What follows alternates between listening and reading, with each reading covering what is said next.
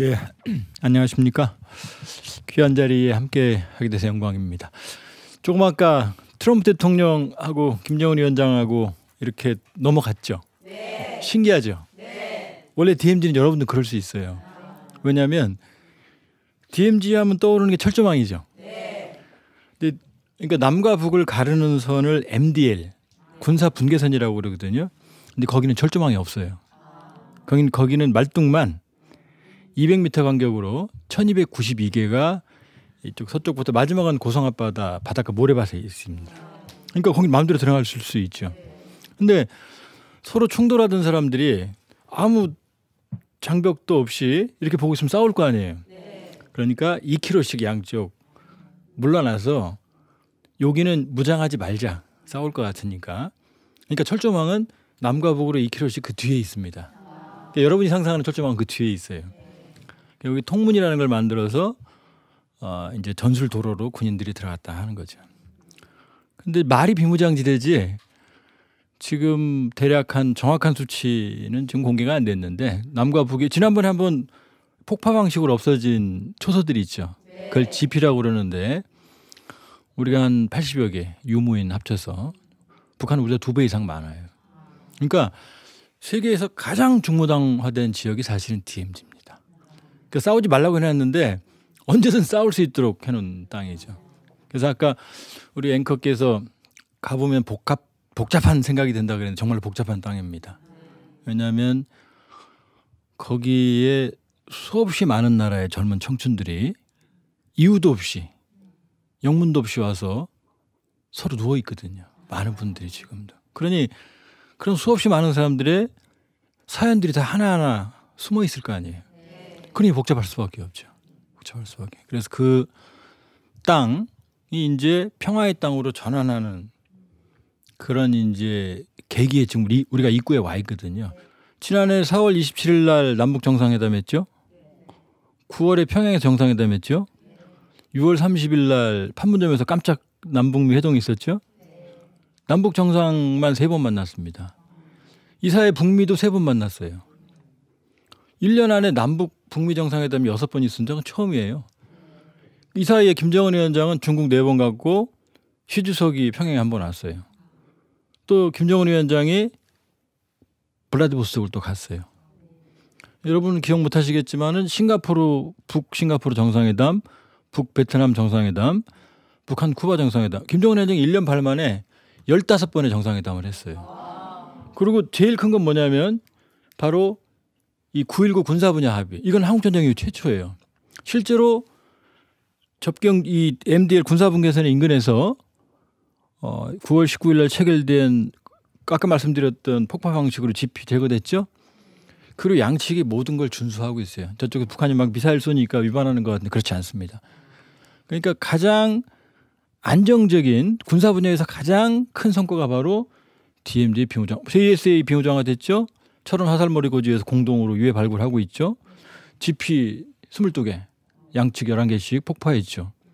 이런 적이 없었어요. 그렇기 때문에 사실 군사 분야 우리가 지금 남북이 막혀 있으니까 답답하시지만 군사 분야의 신뢰 구축은 성과는 매우 높다 이렇게 볼 수 있어요. DMZ는 이미 아까도 말씀드렸지만 우리 것만이 아니에요. 한국 전쟁은 이미 공산 진영과 이 자본주의 진영이 국제 전쟁이에요. 국제 전쟁. 지금도 수없이 많은 국적의 젊은이들이 누워 있어요. 거기에 고향으로 못 돌아가고. 그러니까 우리가 DMZ 생각을 하지만 사실은 세계인의 생태와 평화를 사랑하는 사람들은 DMZ를 우리보다 더 잘 알아요. 그러니까 우리가 막 어떻게 하려고 그러면은 그쪽에서 먼저 소리가 들려와요.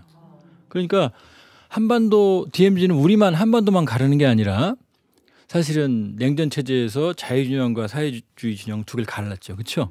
그러니까 국제적인 분단선이었어요. 민족의 분단선이자 국제적인 분단선이었어요. 그리고 기억이라는 게 중요합니다.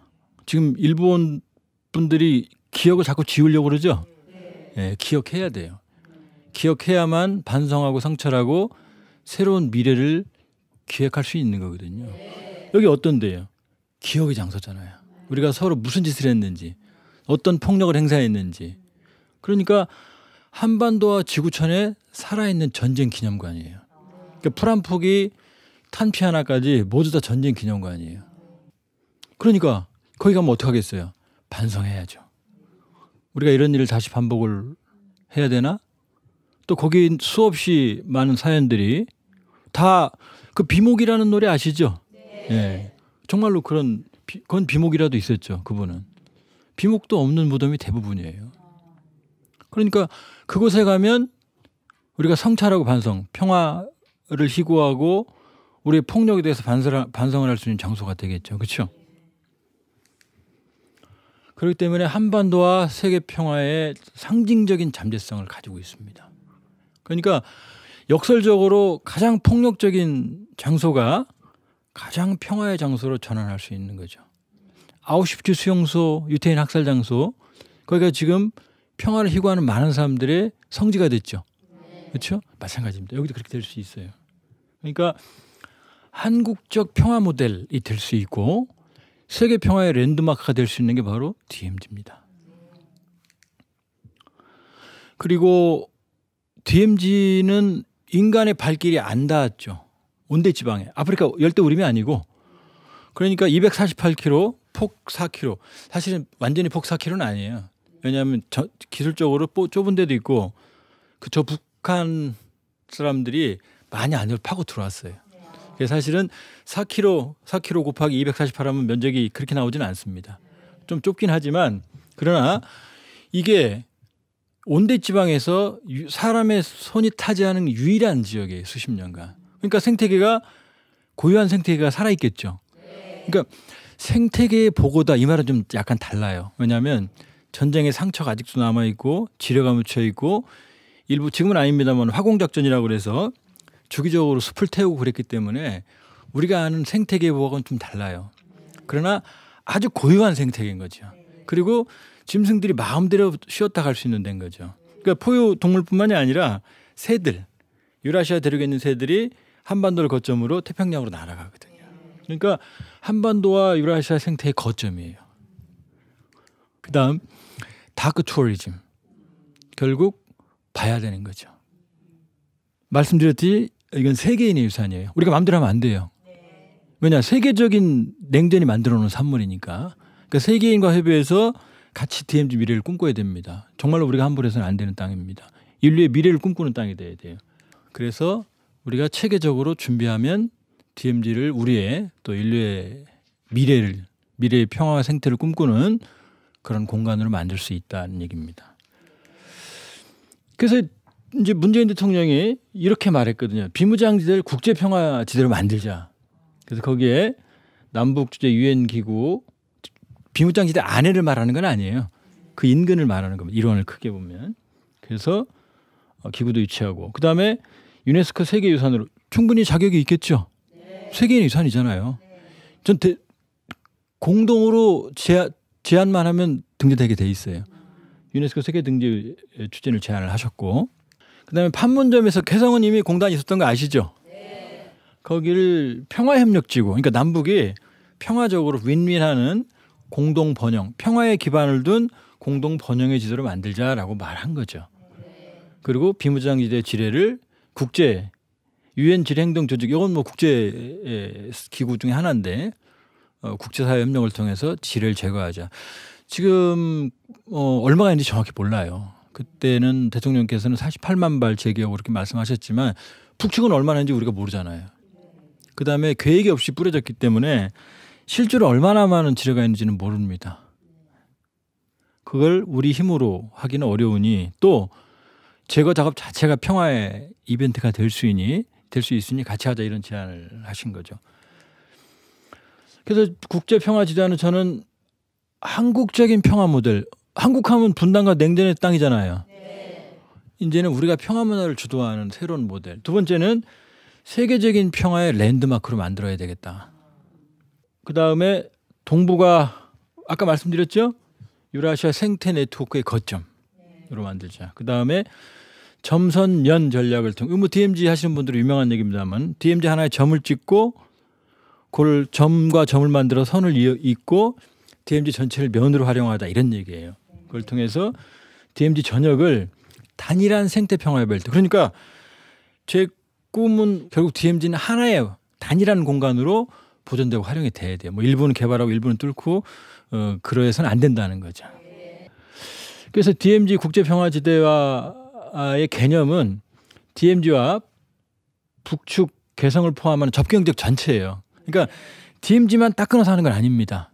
말씀드렸던 DMZ가 존재하는 건 그 주변에 민간인 통치 구역까지 포함이 됐기 때문에 보존이 됐기 때문에 DMZ만 딱 떼서 활용을 하기는 어렵고, 그래서 DMZ와 접경지역의 항구적인 평화를 달성을 하고 국제협력을 통해서 북측 접경지역의 경제적 발전을 견인한다 이겁니다. 그래서 국제적인 합의를 통해서, 그러니까 유엔 총회와 안보리 결의를 하면 이걸 왜냐하면 DMZ 탄생도 유엔 결의에 근거하고 있거든요. 그 유엔 결의하면 돼요. 그 다음에 유엔사나 지금 유엔사가 관리하는데 DMZ 평화특별히 민간인을 넘기는 겁니다. 지금 유엔사가 관리하니까 우리가 마음대로 못 가죠. 네. 우리가 외국 사람들의 허락을 받고 가야 돼요. 그걸 바꾸자는 겁니다. 그 다음에 판문점 개성평화지대와 개성공단 지금 다 성공했죠. 네. 거기 들어가신 기업인들 다 열자고 그러죠. 더 크게. 그 다음에 그걸 우리 만들게 아니라 국제공단으로 만들자. 그 다음에 그래서 결국 이걸 세계평화, 그러니까 번역만이 아니라 평화대학, 그 다음에 평화교육, 평화캠프, 평화박물관 이런 걸 조성을 하자. 그리고 국제기구 중에서 너무 큰 건 안 돼요. 거기 환경을 훼손할 수 있으니까. 근데 DMZ 안에 말고 그 인근에 그런 기구들을 설치하면 자연히 그게 평화를 보장하는 기구가 되겠죠. 아니면 우리가 하나 만들어도 돼요. 세계평화기구를. 그래서 유네스코 세계유산 등재는 남북이 공동으로 추진하면 바로 될 겁니다. 지뢰 제거는 다 제거 못합니다. 기술적으로. 그러니까 필요한 지역만. 그리고 나머지 지역은 자연적으로 이 기능을 상실할 수 있도록. 그러니까 필요한 지역은 해야죠. 그러나 캄보디아나 베트남은 바로 마을 주변에 있었기 때문에 다 제거해야 되지만 저기는 우리가 하나의 공간으로 보존할 수 있거든요. 그러니까 다 제거하지는 않아도 된다 이런 말씀입니다. 그래서 결국 DMZ 보존 및 활용 준비를 하고 가칭 DMZ 특별위원회를 만들어서 여러분들, 그다음 우리 같은 전문가들 세계인들이 모여서 미래를 꿈꿔보자. 그리고 축제, 우리가 슬픈 과거를 딛고 새로운 미래를 꿈꾸는 참여형 축제 개념을 제공을 하자. 그리고 분담 비용의 균등화 개념. 그 접경 지역에 있는 분들이 얼마나 많은 희생을 했어요, 지금까지. 그렇죠? 그분들에 대한 보상을 병행을 해야 된다는 얘기입니다. 예, 여기까지입니다. 들어주셔서 고맙습니다.